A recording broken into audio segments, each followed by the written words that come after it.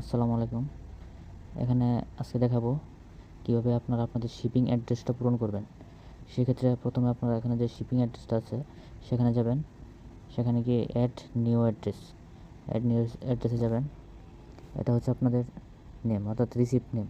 এখানে আপনি আপনার নামটা দিবেন, কান্ট্রি বাংলাদেশ সিলেক্ট করবেন,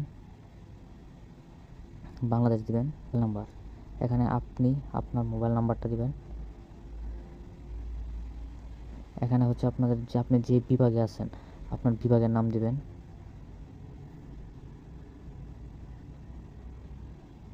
বিভাগ এটা হচ্ছে সিটিতে আপনি জেলার নাম দিবেন।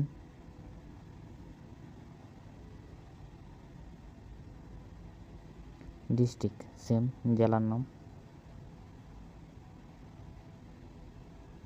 এটা হচ্ছে আপনার লোকাল অ্যাড্রেস, আপনার আশেপাশের বাজার, যেমন আমি দিচ্ছি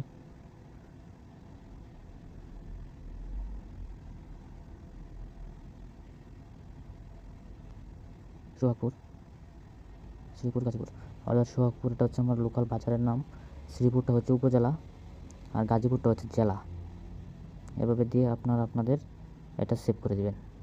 সেভ করে দেওয়ার মাধ্যমে আপনাদের শিপিং অ্যাড্রেসটা পূরণ হয়ে যাবে।